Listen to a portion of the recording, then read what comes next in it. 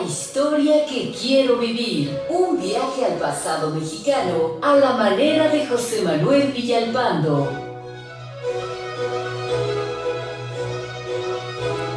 Amigas, amigos, muy buenas tardes tengan todos ustedes. Los saluda con el afecto de siempre José Manuel Villalpando aquí en una emisión más de este programa, en vivo por supuesto, la historia que quiero vivir. Como ya saben, el programa más escuchado en la Radio Nacional en el difícil horario de los sábados a las 4 de la tarde. Pero aquí estamos con todo gusto ya disfrutando de un calor riquísimo aquí en la Ciudad de México y saludándolos y recordándoles que están a su disposición como siempre nuestras vías electrónicas para comunicarnos. Primero, el correo villalpandohistoriador@gmail.com y segundo, nuestra página de Facebook Villalpando y la Historia, en donde ya como siempre, cosa que aprecio y agradezco, tengo varios mensajes como don Ricardo Isaac, que me escribió desde Mazatlán, Sinaloa, me recomendó el libro, que ya lo leí, muchas gracias, A la sombra de la Revolución Mexicana, de Héctor Aguilar Camín y de Lorenzo Meyer, muy buen libro efectivamente, y me dice que estaba esperando el programa también, así que muchísimas gracias, se lo aprecio enormemente. También le quiero agradecer muchísimo a nuestro amigo don Fernando Salinas, que allá desde McAllen está ansioso, dice, por escuchar el programa, allá desde la República de Río Grande, como dice, saludando por supuesto a los amigos de la Boutique Flans, como todos los sábados nos escuchan, muchas gracias. Don Ismael Correa, que está escuchando el programa ya en compañía de sus señores padres, que bueno, lo felicito, muchas gracias y saludos a ellos por favor.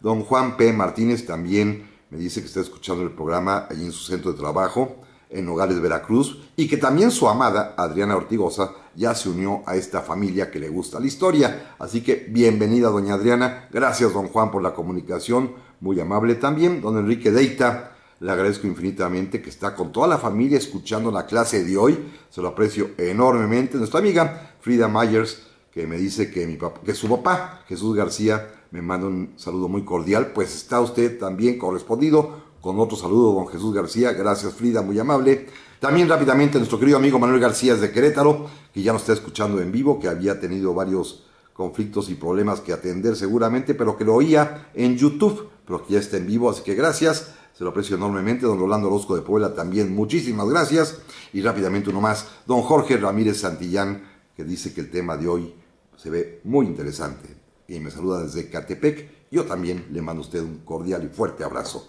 Bueno, el tema de hoy lo anuncié como Vicente Guerrero. Y sí, vamos a hablar de Guerrero y por una razón importante, ¿eh? Miren, hace unos días, el día 14 de febrero, sí, ya sé que fue el Día del Amor y estas cosas, pero como no cayó en sábado, preferí evitar lo que hemos hecho otros años de hablar de romances históricos, que siempre son bonitos, pero creo que había algo más importante de fondo de qué hablar. Y por eso elegí a Vicente Guerrero, porque justamente un día 14 de febrero, el Día del Amor, claro, no se festejaba, pero del año de 1831 fue fusilado don Vicente Guerrero en Cuilapan, allá en Oaxaca, cerquita de la capital del estado de Oaxaca, a los 49 años de edad. El tema, por supuesto, tiene que ver con la muerte de Guerrero, lo que quiero platicar, pero más bien pensé que este sábado y el sábado siguiente, que va a ser también víspera del Día de la Bandera, podemos dedicarlo a hablar tanto hoy de Vicente Guerrero como la semana que entra de Agustín de Iturbide. Para hacer, no un contraste, ¿eh? Esto es algo que estamos muy acostumbrados de tacharlos de buenos y de malos, sino lo que quiero hacer es una construcción de un ejercicio de cóncavo y convexo. ¿Cómo pueden amoldarse, acomodarse, engranarse dos personajes históricos tan distintos que convergen en un punto en un momento dado, después se separan, pero mueren ambos de la misma manera?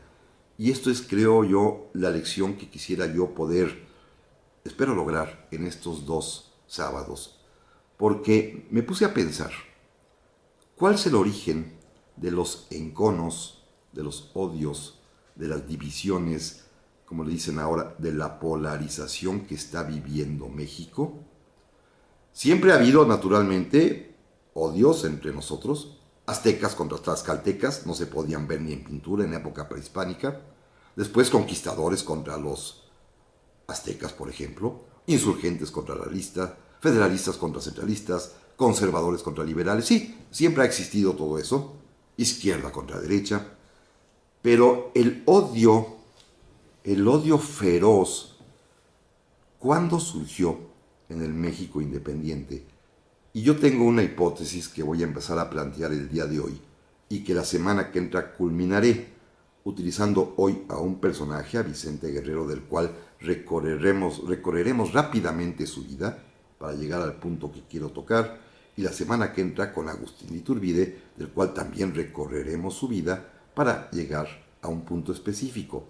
Déjenme plantearles una primera alternativa. A ambos personajes los fusilaron. Ambos personajes fueron víctimas, y hay que decirlo con toda claridad, de los odios del momento, de los odios que inspiraban Iturbide a ciertos sectores, que diremos quiénes son, pero también de los odios que inspiraba Guerrero a otros sectores, y también vamos a decir quiénes son. Es la época en la que nace la polarización. Hoy está muy sencilla la definición, y lo hemos escuchado casi a diario. Existen los fifís y existen los chairos. Denominaciones que, si ustedes se fijan bien, no tienen nada que ver con la raza, con el color de la piel, con la fortuna, miseria o pobreza o opulencia de las personas, sino tiene que ver con su forma de pensar. Hoy fifí es algo así como un neoliberal y un chairo es algo así como un nacionalista, revolucionario, progresista y no sé cuántas otras cosas. ¿Cuándo surgió esto que lleva a estos, repito, enconos terribles, odios terribles que están polarizándonos, enfrentándonos? Bueno, creo que surge a partir de que México consuma su independencia ya como nación independiente, repito, ya en plena libertad. No quiero referirme a lo anterior porque nos remontaríamos, como dije hace un rato, hasta los odios que había entre tlaxcaltecas y mexicas. Simplemente a partir de 1821 creo que hay un momento preciso con dos acontecimientos, voy a hablar de uno de ellos hoy, que es que los mexicanos enfrentados, odiándose entre sí, los que tienen a su cargo el manejo político del país, mataron, fusilando con parodias de juicio a los dos consumadores de la independencia. También aclaro que en este ejercicio de cóncavo y convexo no soy partidario ni de Iturbide ni de Guerrero, pero tampoco abomino a Iturbide y a Guerrero. Los veo como personajes históricos, seres humanos, con muchas virtudes los dos y también con muchos defectos, y vamos a decir cuáles son unas y cuáles son otras. Así que hoy vamos a platicar de un Guerrero un poquito distinto del que nos platica el libro de texto gratuito, se los prometo, porque miren, para empezar, Guerrero es un hombre de origen, no es humilde, ¿eh? El que sea mestizo o acaso mulato, que probablemente lo fue, no significa que fuera humilde. Su papá era un artesano empresario, pequeño empresario, podemos llamarlo así, allá en Tixtla, hoy en el estado de Guerrero, que se dedicaba fundamentalmente al comercio, a la arriería y a la armería. Tenía una tienda de armas y un taller de reparación de armas. No era un hombre que viviese en la pobreza, ¿eh? Esto hay que aclararlo porque luego pensamos que los líderes populares tienen que ser de extracción pobrísima y no es para tanto. Es decir, sí, era un hombre, pues si ustedes quieren, con limitaciones culturales, porque no aprendió más que a leer con trabajos, a escribir con trabajos, a hacer cuentas, no tenía ningún otro tipo de instrucción, pero en su tiempo para él, en su actividad en Tixtla, para lo que pensaba dedicarse, que es heredar los negocios paternos, no le hacía falta. Incluso desde muy joven, pues se dedicó a andar con su padre o con los empleados de su padre en la arriería, conduciendo recuas de mulas. Se especializó también porque era seguramente muy diestro, muy hábil con las manos en la armería, reparaba fusiles y mosquetones y pistolones de aquel tiempo.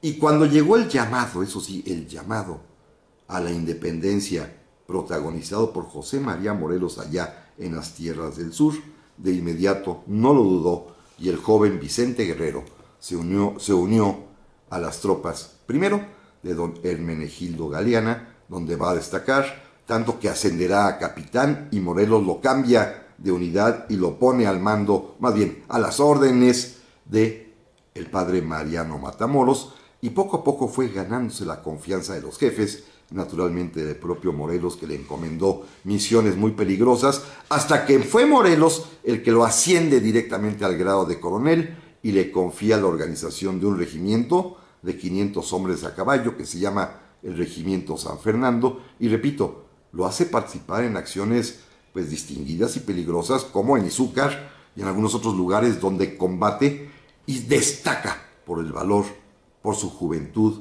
por esa entrega que tuvo indudablemente por la independencia mexicana. Y en la segunda parte de esta época, cuando muere Morelos, cuando la insurgencia comienza a fraccionarse y a desaparecer poco a poco, Guerrero va a ser uno de los pocos, junto con Guadalupe Victoria en las montañas de Veracruz, con Manuel Mier y Terán en Puebla, con los hermanos Rayón en el Bajío, va a ser de los pocos que conserven intacto este ideal independentista que heredó de Morelos indudablemente, pero él en su cuartel en las montañas del sur. Pero de esto platicamos, amigas y amigas, en un momento más. Ya estamos aquí, amigas, amigos, para el segundo bloque de esta tarde. Muchas gracias por sus mensajes, don Rafita Barrios, que siempre nos escucha, que ya está presente, nuestro amigo Javier Rosas, Santiago Rosas desde Puebla, muchísimas gracias, que está leyendo mi libro de la bandera. Mi libro se llama Honores a mi bandera, y efectivamente puede ser una lectura muy útil para el 24 de febrero. Ya es un libro que salió hace tiempo, ya tiene como 5 años, si mal no recuerdo, o quizás un poco más, pero es un libro, déjenme decirlo, suena horrible porque elogio en boca propia es vituperio, pero ese libro me quedó muy bonito, lo que sé cada quien. Gracias también don Javier Sandoval, me dice que está escuchando en Texcoco el programa, que no lo puede dejar de escuchar. Muchas gracias, lo agradezco muchísimo. Don José Luis Espejel me platica algo que voy a decir más adelante, que Vicente Guerrero fue el que hizo el primer plantón en nuestra historia, lo cual es cierto, ahorita llegaremos ahí, don José Luis. Don Pedro Rodríguez me está escuchando desde Pachuca Hidalgo con su señora esposa, cosa que le agradezco muchísimo. ¿Que qué presidente es el que ha regalado más dinero? Pues no sé, yo creo que todos lo hicieron, ¿eh? Y alguna vez hablaremos de ese tema, será interesantísimo también. Don José Antonio Moret me saluda desde Guadalajara, que busca alguna recomendación sobre Magallanes. Hay un muy buen libro de Magallanes que escribió este gran escritor español republicano, después que vivió en el exilio en una temporada en México y otra en Argentina, Salvador de Madariaga. Pero hay algo todavía mejor, una biografía de Magallanes del gran escritor austriaco Stefan Zweig. Zweig es Z-U-E-I-G. Stefan Zweig escribió una magnífica biografía de Magallanes. Se la recomiendo profundamente porque Zweig era un gran escritor. Bueno, vamos adelante. Decía yo que el tema de hoy es enfocar a Vicente Guerrero, pero desde una perspectiva que no tiene nada que ver con el mármol patriótico de los monumentos, sino más bien con el carácter humano de alguien, un hombre que tiene virtudes y defectos, errores y aciertos, y que, pues, indudablemente fue un hombre que sintió la independencia, por supuesto que la sintió, tanto que le va a dedicar a ella una década entera, 5 años primero combatiendo al lado de Morelos, y después los siguientes 5 ya solo, en este fraccionamiento que hubo de la insurgencia mexicana, en donde algunos, repito, en el Bajío como los Rayón, otros en Chapala como con Marcos Castellano, que estaba en la isla, ahí en las islas del lago de Chapala, otros más que estaban en Veracruz con Guadalupe Victoria, algunos en Puebla con Manuel Mier y Terán, pero poco a poco la política española, sobre todo a partir de 1816, del virrey Juan Ruiz de Apodaca, que pensaba que era mejor, y lo consiguió, pacificar al reino ofreciendo la amnistía, es decir, el indulto a todos aquellos insurgentes que decidieran aceptarlo, les perdonaba la vida, los dejaban retirarse en paz, prometiendo ya no volverse a levantar en armas, y aunque no lo crean, este ejemplo cundió. Algunos insurgentes como los Rayón fueron capturados y puestos presos, como Nicolás Bravo, que también cayó en prisión. Guadalupe Victoria mejor se escondió en una cueva, Manuel Mier y Terán se indultó, Andrés Quintana Roo y Leona Vicario se indultaron, muchos fueron los que se indultaron, pero el único que rechazó y siguió en pie de guerra fue Vicente Guerrero, con su segundo al mando Pedro Ascencio de Algeciras. Ellos mantuvieron, como se dice románticamente, la antorcha encendida de la libertad para desde las montañas del sur, en esta zona que ustedes conocen seguramente, que va entre Taxco, Iguala, Acatempan, que es una zona de muy difícil acceso. Hoy, por carretera, son unas curvas tremendas para llegar ya sea a Taxco o a Iguala. Imagínense en aquel tiempo que no había, pues, pavimentación y que tenía que hacerse todo a lomo de caballo, de mula o a pie, pues era una cosa francamente inaccesible. Cuando viajamos a Acapulco, se fijan ustedes en los grandes puentes que hay sobre el río Mezcala, estas grandes profundidades, barrancos, estos espacios gigantescos que si hoy son difíciles y poca gente se atreve a andar por aquellos caminos, pues en aquel tiempo era todavía peor. Y allí estaba Vicente Guerrero manteniendo, eso sí, intacto el espíritu insurgente que había heredado de Morelos. Porque además, el Congreso de Anáhuac, aquel que había proclamado la Constitución de Apatzingán y que Morelos dio la vida por salvarlo, ¿se acuerdan ustedes cuando hablamos de este tema? Pues el Congreso, antes de disolverse, ya cuando todo estaba perdido en 1817, designó comandante general de la insurgencia, es decir, capitán general de los ejércitos insurgentes, que no eran más de 2-3 mil hombres, al propio Vicente Guerrero. La insurgencia tuvo como comandantes en jefe primero al padre Hidalgo, luego a Ignacio Allende, cuando Hidalgo fue despojado del mando, luego a Morelos, y luego finalmente el cuarto comandante en jefe de las tropas insurgentes fue Vicente Guerrero. Este fue el distintivo, el blasón del que podían enorgullecerse, y por eso decidió, con sus 2 o 3 mil surianos, mantenerse encerrado allá en las montañas del sur, creándole dolores de cabeza al virrey. El virrey, recuerden ustedes, y es el momento apoteósico de don Vicente, envió a don Pedro Guerrero, el padre de don Vicente, para pedirle que ya dejara la guerra en paz, que aceptara el indulto que ofrecía la autoridad del rey y que pues ya regresara mejor a su casa, seguir trabajando. Y surgió aquella anécdota que fue real, auténtica, cuando Guerrero se entrevista con su señor padre en una tienda de campaña, y una vez que le comunica lo que le quiere decir, Guerrero lo toma del brazo, salen del campamento y frente a sus soldados les dice: «Soldados, este hombre que veis aquí es mi padre. Viene a traerme el indulto por parte de los españoles, pero yo le he dicho que la patria es primero». La gran frase, por supuesto, de Vicente Guerrero, que lo va a inmortalizar. Frase que encontramos en todo edificio público, ya saben, ¿eh? La patria es primero. Todo el mundo la pone en todas partes. Y sí, es real, auténtica, y estoy seguro que don Vicente la dijo desde el fondo de su corazón, porque creo que en esos tiempos pensaba legítimamente como un insurgente auténtico que estaba peleando por la libertad de la nación mexicana, y por eso dijo: la patria es primero, real y auténtico. Pero Guerrero no era tonto, y esto es bien importante, ¿eh? El carecer de educación formal no impedía que tuviese un talento natural, por ejemplo, para la estrategia militar, para la geopolítica, para la geoestrategia, y se dio cuenta en poco tiempo que la insurgencia en todo el país ya había sido sofocada, aniquilada en realidad, que él era, junto con sus hombres y Pedro Asensio que lo acompañaba, los últimos insurgentes, no más de 2 o 3 mil como he dicho, y que sin embargo estaban bien atrincherados en las montañas del sur, esta zona escarpada y escabrosa de difícil acceso, pero si bien allí estaban, no podían salir de esos lugares. Se dio cuenta que poco a poco sus hombres irían muriendo, enfermándose, desertando, acogiéndose al indulto, porque era inaccesible, no los podían atacar, pero tampoco ellos podían salir, porque si lo intentaban, las fuerzas realistas, infinitamente más numerosas, los iban a hacer pedazos. No es tonto, ¿eh? Por eso, cuando a fines de 1820 comienza a recibir cartas del nuevo comandante del Ejército del Sur realista, el coronel Agustín de Iturbide, cartas en las que Iturbide, sí, era un realista, pero también era mexicano. Ya platicaremos la semana que entra cómo llegó a esta conclusión y estas ideas. Le propuso, para conseguir el fin común de la independencia, le propuso que hicieran un pacto, que negociaran, que celebraran un acuerdo.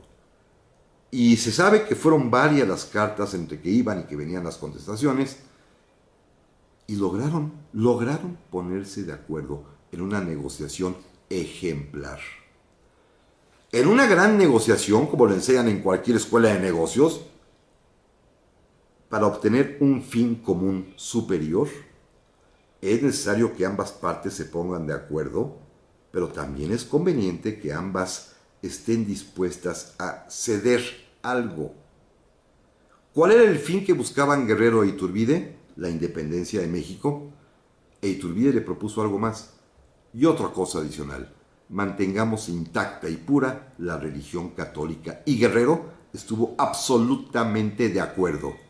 Independencia y religión.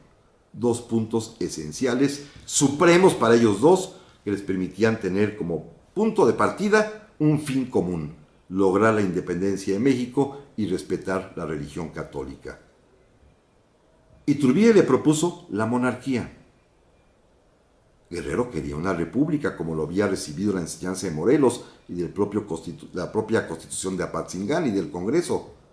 Pero, repito, Guerrero no es tonto, se dio cuenta que podía ceder, porque Iturbide le estaba ofreciendo una monarquía constitucional templada por la ley, y Guerrero pensó que en ese punto podía ceder, aceptaría una monarquía. Pero a cambio le pidió a Iturbide algo bien importante. Sí, de acuerdo, acepto la monarquía, pero concédame algo que fue parte de los ideales esenciales del padre Hidalgo y del padre Morelos, que es la igualdad. Que se acaben las castas, que se acaben las distinciones raciales de las personas y que todos seamos iguales, e Iturbide aceptó. Iturbide, que era un aristócrata, obviamente eso no le interesaba, pero aceptó, cedió en ese aspecto, porque Guerrero había cedido en la forma de gobierno monárquica y los dos coincidían en el fin superior de la independencia de la patria con una misma y única religión, la católica. Se pusieron de acuerdo y gracias a eso, el 27 de septiembre de 1821, cuando desfila el ejército trigarante fundado por los dos, por la bandera que ya los acompaña a los tres colores, los dos entran, Iturbide al frente del ejército y Guerrero custodiando la retaguardia al mando de la caballería. Pero volvemos en un momento más. Estamos aquí, amigas, amigos, para el tercer bloque de esta tarde. Muchas gracias a Roberto González, que me escribe desde Lerma de Villada, Estado de México. No sabía que se llamaba la población Lerma de Villada. Obviamente debe ser en honor de don Vicente Villada. Y don Vicente fue un gobernante muy interesante del Estado de México. Era el don Porfirio local. Don Vicente Villada era el hombre que gobernaba durante el tiempo del general Porfirio Díaz, pero era un personaje bien interesante, muy inteligente y del que vale la pena hablar algún día. Gracias, don Roberto González. También don Carlos Esquitín Díaz me saluda. ¿Qué libro le recomiendo sobre Iturbide? Mire, ahorita a la venta hay dos. Uno de ellos, regular son, pero no importa. Uno es de Pedro Fernández, que a mí es un señor que, como escribe cositas en Twitter y se decía don Porfirio, escribió una biografía de Iturbide demasiado salamera y muy agiográfica, es decir, francamente regular, pero le recomiendo mejor, positivamente, un gran libro sobre Iturbide que existe a la venta actualmente en Fondo de Cultura Económica. Iturbide, se llama Iturbide de México, de Robertson, así tal como lo oye, que está más o menos recién editado, traducido por mi querido amigo don Rafael Estrada Sámano. Este libro de Robertson es buenísimo, buenísimo, de veras es lo mejor que yo he leído, superior inclusive a los grandes clásicos que ya no creo que haya a la venta, como El Libertador del padre Mariano Cuevas, o bien Iturbide Varón de Dios de Rafael Heliodoro Valle, o el Iturbide de Trueba, que eran de Editorial Just, que ya no deben existir, o quizás el más sintético y mejor de todos, que probablemente en librerías de viejo todavía lo encuentre usted, el Agustín Iturbide de Jaime del Arenal Fenocchio, de Planeta SS. Pero este de Robertson, de el Fondo de Cultura Económica, no tiene desperdicio, se lo recomiendo positivamente. Pero bueno, vamos adelante. Muchas gracias por sus amables mensajes, como siempre. Decía yo que ambos finalmente consumaron la independencia, y la consuman por una razón muy sencilla, porque se requería el concurso, la colaboración, la cooperación de ambos para poderlo hacer. Guerrero no podía salir de las montañas del sur. Iturbide no podía entrar a combatirlo. También sabemos que si él no podía salir el uno, el otro tampoco podía entrar porque el lugar es inaccesible. Máximo que traía Iturbide soldados del Bajío, su regimiento de Celaya y tropas del norte, que en los calores del sur y de la Tierra Caliente, francamente, reventaban los soldaditos realistas. No podían entrar. Había una especie de empate técnico, pero, repito, los dos fueron personas muy sensibles para negociar. ¿Por qué le interesaba a Iturbide negociar con Guerrero? Y aquí viene lo más interesante de todo. Porque Iturbide perfectamente bien conocía que Vicente Guerrero era el último comandante en jefe de la insurgencia, nombrada por el propio Congreso de Anáhuac, designado por ellos como una especie de heredero, si ustedes quieren, minúsculo, con apenas sus 2-3 mil soldados, pero es el heredero directo de Hidalgo, de Allende y de Morelos. Iturbide necesitaba el apoyo y el concurso de Guerrero por la legitimidad que tener a su lado al último de los insurgentes le iba a dar al movimiento trigarante. Y Guerrero vio que era importantísimo independizar a la patria después de 10 años de esfuerzo. Así que cada quien tenía un motivo, negociaron, cada quien se dio algo, como ya lo platicamos, y consumaron la independencia. Claro, la primera perrada de Iturbide, también hay que ser muy franco, vino al día siguiente, el 27 de septiembre, porque el día 28 se firma el Acta de Independencia, tema que voy a platicar la semana que entra con mucho detalle, porque es otro de los motivos, de los enconos y odios políticos de los mexicanos, tienen su origen en las actas de independencia y en la muerte de los dos consumadores. A partir de ahí, hoy somos fifís y chairos, pero antes éramos de todo también, ¿eh? Bueno, cuando se firma el Acta de Independencia el día 28 de septiembre, Iturbide desde la mañana muy temprano, como comandante en jefe, le dio órdenes a Guerrero de que saliera en comisión algún asunto, y Guerrero ya no firmó el Acta de Independencia, lo firman puros antiguos realistas. Esto fue, y sí la palabra, perdónenme, una perrada de Iturbide contra Guerrero. Pero Guerrero era un buen hombre, ¿eh? En ese momento era todavía un buen hombre. Va a cambiar, los hombres cambian. Pero en ese momento todavía, en cuanto Iturbide se corona como emperador de México, según lo prescribía el Plan de Iguala y los tratados de Córdoba aceptados por Guerrero, eso lo que no se nos olvide, ¿eh? Y Guerrero le manda una carta al nuevo emperador en el que le felicita sinceramente y rubrica con una frase maravillosa: considéreme a los pies de vuestra real majestad. Guerrero se le ponía a los pies de Iturbide. Claro, va a cambiar al rato, ¿eh? Al rato cambia, ¿por qué? Porque don Vicente Guerrero va a conocer muy pronto a unos amigos de sus amigos, que son los masones de la logia yorquina, fundada por el primer, no embajador, agente diplomático de los Estados Unidos en México, el señor Joel Robert Poinsett. Y Guerrero se convirtió en masón yorquino, y su amigo Poinsett, que se convirtió de hecho en su jefe, junto con un hermano masón muy amigo de Guerrero, Lorenzo de Zavala, que después va a traicionar a México volviéndose tejano, pues se van a dedicar a conspirar. Y entre otras cosas, pues naturalmente Guerrero va a contribuir con su granito de arena a la caída de Iturbide. Pero como ya es masón, como ya lo están arropando, le comienzan a meter ideas en la cabeza de que él es el legítimo heredero de la independencia, de que él es la salvación del pueblo. Y fíjense, tan es así que lo ensalzan, lo elevan, y a la caída del imperio de Iturbide se constituye un poder ejecutivo en el que se van rotando 6 personas para estar gobernando siempre 3, y los 3 insurgentes que son electos para este poder ejecutivo son Guadalupe Victoria, Nicolás Bravo y el propio Vicente Guerrero. Y los 3 van a ser, curiosamente, los primeros 3 candidatos a la presidencia de la República en el año de 1824. Y van a quedar en ese orden. Pero algo importante. A Vicente Guerrero, los masones yorquinos le constituyen un partido político. El primer partido político que aparece en México lo fundan para apoyar la campaña presidencial de Guerrero. ¿Y saben qué nombre le pusieron? Nada más para que vean cómo empiezan los enconos. El Partido del Pueblo. Y en los discursos se la pasaba atacando a los aristócratas.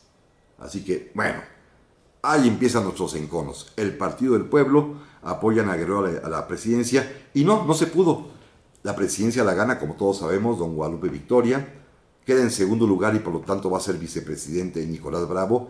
Y al pobre Guerrero lo mandaron hasta el tercer lugar. Dicen que porque la gente prefirió a Victoria, que era criollo, sobre Bravo, que era mestizo, y en tercer lugar Guerrero, que era mulato. Dicen los periódicos de aquel tiempo que todo fue una elección racial, porque la gente veía más blanquito a Victoria seguramente que a Guerrero.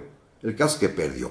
Pero recuerden ustedes que este país tan convulso, el presidente Guadalupe Victoria sufrió el ataque de su propio vicepresidente Nicolás Bravo, que se levanta en armas, que lo quiere derribar, y Victoria recurrió a la ayuda de Guerrero. A Guerrero lo nombró comandante del ejército. Guerrero derrota a Bravo, lo obliga a salir del exilio, y entonces Guerrero, que ya es el triunfador, se siente que puede ser el siguiente presidente de la República, y en 1828, en la segunda elección presidencial, van a competir un general que pocos conocían, Manuel Gómez Pedraza, que era un hombre muy cercano a Guadalupe Victoria, un general iturbidista, Anastasio Bustamante, y Vicente Guerrero. Y que vuelve a perder don Vicente. Gana Manuel Gómez Pedraza, en segundo lugar Vicente Guerrero, y en tercer lugar Anastasio Bustamante. Pero a Guerrero ya no le gustó. No le gustó perder, organizó su primer plantón, el primer plantón de México, no en Reforma, sino lo pusieron sobre la Alameda, y ahí les va lo mejor de todo. Ya eso de que la patria es primero ya no le importó. El poder es primero. Y estaba empeñado en ser presidente de la República, organizó un motín, el motín de la Acordada, presionaron en el Congreso, se levantó en armas la tropa, la guarnición de la Ciudad de México en apoyo a Guerrero. El Congreso decretó nula la elección del ganador y declaró presidente de la República a Vicente Guerrero. Porque, repito, el poder es primero. La patria es primero, ya la había guardado en el cajón la frasecita célebre, pero una vez que se convirtió en político, ya quería el poder, y el poder es primero. Su presidencia se va a caracterizar por varias cosas. Tuvo, como todo presidente mexicano, cosas muy buenas. Fíjense, él es el primer presidente desde la época de Hidalgo que retoma, hasta 1829, retoma 19 años después, la abolición de la esclavitud y promueve una ley que termina, prohíbe y proscribe para siempre en México la esclavitud.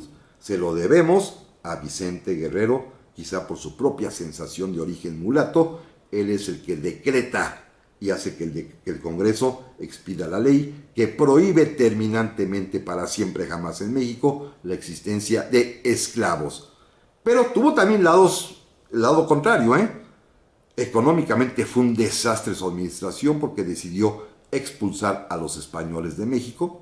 Los odiaba, simple y sencillamente ya se le habían metido odio por los españoles, pero los españoles pues sí se fueron, pero se llevaron todos sus capitales, cerraron sus tiendas, sus minas, sus fuentes de empleo, hubo un desempleo abundantísimo, se llevaron sus cajones con sus ahorros, con sus inversiones, con su dinero, y vino una terrible crisis económica, y Vicente Guerrero lo único que se le ocurrió para paliarla fue pedir dinero al extranjero, recurrir a los préstamos. Así que, por una parte, tuvo este momento glorioso, luminoso de terminar con la esclavitud, pero por otra parte, económicamente fue un desastre. Decidió expulsar a los que tenían dinero del país, que eran los españoles, a los cuales Iturbide sí había aceptado que se quedaran ya como mexicanos en México, pero Guerrero no lo perdonó. Pero esto, amigas y amigos, vamos a platicar en un momento más. Ya estamos aquí, amigas y amigos, para este último bloque de un programa que se llama rapidísimo y me va a hacer falta tiempo seguramente. Gracias, le aprecio mucho a don Esteban Rafael, que me escribe desde Puebla, don Rafael Telles, junto con el ingeniero Alfonso Cabrera. Muchas gracias, lo aprecio enormemente. Don Carlos Esquitín me dice que se encontró la biografía del Libertador de José Joaquín Pesado en internet. Sí, es buena, pero es muy agiográfica. Es decir, Pesado era los amigos de Iturbide, así que va a usted a encontrar puras flores ahí. Juan Carlos Anselmo también me dice que si hubo alguna relación entre el general Guerrero y el padre del general Díaz. Parece que sí. Mire, el padre de don Porfirio probablemente fue de los soldados de Vicente Guerrero. Lo mismo, ¿qué opinión me merece el libro de Carlos Tello sobre Porfirio Díaz? Excelente, lo comenté en diciembre. Lo mejor que ha habido sobre Porfirio Díaz son los 2 tomos que van ahorita de Carlos Tello. J. Alex Monte me pregunta, sobre la bandera del niño héroe de Chapultepec. Ningún niño héroe se alojó con la bandera. Busque usted, si me hace favor, porque si no me entretengo demasiado y me quedan unos cuantos minutos, el programa respectivo de septiembre del año pasado en YouTube. Ahí explico claramente cómo no hay tal bandera, y la bandera que había la quitaron los norteamericanos y la devolvieron más tarde. Don Federico Flores también, le agradezco infinitamente, que cómo eran las campañas presidenciales en aquel tiempo, pues a base de periodicazos, de puro periódico, porque recuerden que nada más eran ciudadanos los que sabían leer y escribir, así que era muy poca gente la que le interesaba y votaba. Me dice don José Antonio también que si ha habido algún programa sobre Felipe Ángeles. No lo he hecho ninguno y vale la pena. Felipe Ángeles es otro personaje que ahorita acaban de mitificar, porque el general Ángeles fue leal al gobierno constituido de Madero. Sí, absolutamente cierto. Nada más que la gente cambia, los hombres cambian. Años después va a ser desleal en contra del gobierno legítimo del presidente Venustiano Carranza. Se levantan armas contra Carranza y por eso lo capturan y lo fusilan.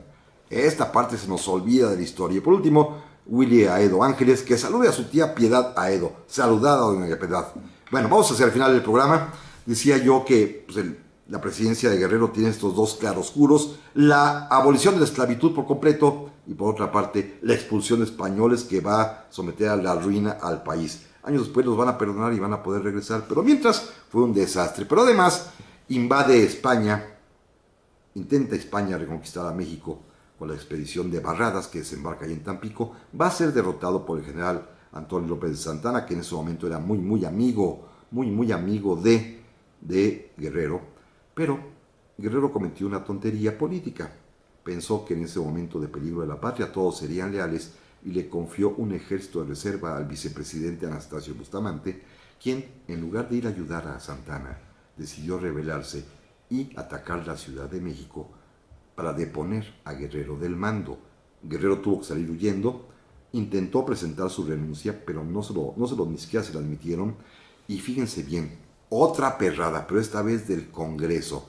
Los congresos mexicanos, por eso históricamente hay que tener siempre precaución con ellos, El mismo Congreso que había decretado la nulidad de la elección presidencial de 28 y había designado presidente de la República a Vicente Guerrero, 9 meses más tarde, el mismísimo Congreso decidió que Guerrero estaba incapacitado para gobernar y lo despojó de la presidencia de la República. Los mismos diputados y los mismos senadores. Así son en este país de chaqueteros que cambian de opinión y de partido de un día para otro. Que no nos extrañe lo que pasa hoy. Pues situaciones han cambiado de partido desde que México nació. Un día eran liberales, otro día conservadores, otro día moderados, un día eran del PRI, del PAN, de Morena, de PRD. Cambian, bueno, como cambiarse de chaqueta. Por eso se les llama chaqueteros, políticos chaqueteros que cambian totalmente. Lo despojaron de la presidencia.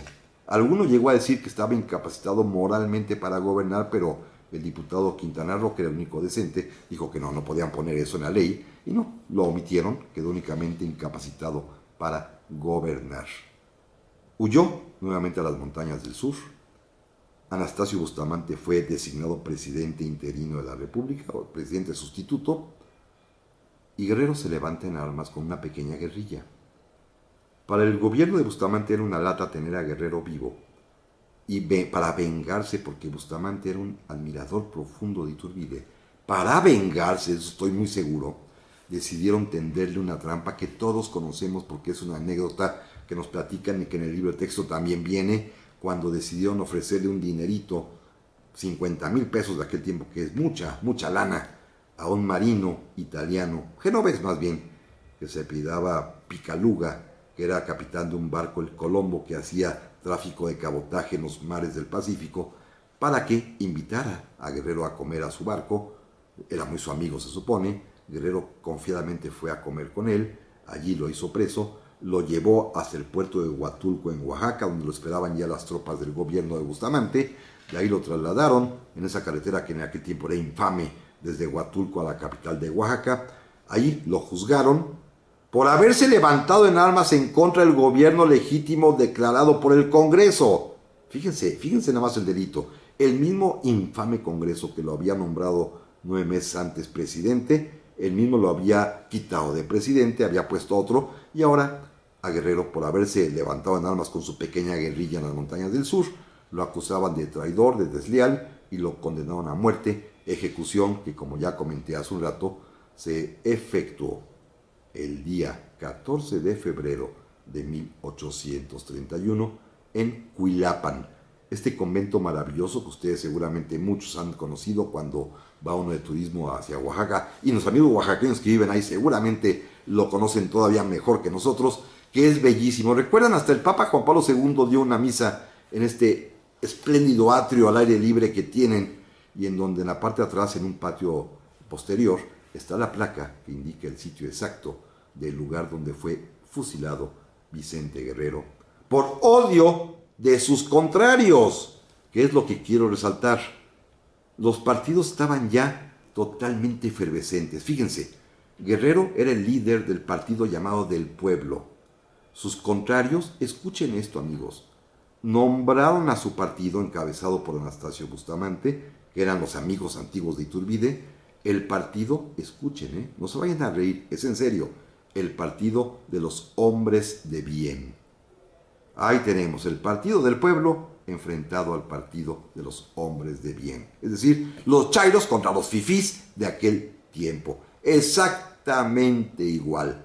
Y desde las tribunas se decían de cosas, traidores, demagogos, patanes, corruptos, enteramente igual a lo que estamos viviendo hoy en día. No hemos cambiado en nada. La sociedad se polarizó desde aquel tiempo, cuando aparecieron estos dos primeros partidos, el partido del pueblo y el partido de los hombres de bien. Es verdaderamente espantoso. Por eso estamos como estamos, porque nunca hemos podido transitar, abandonar el odio político.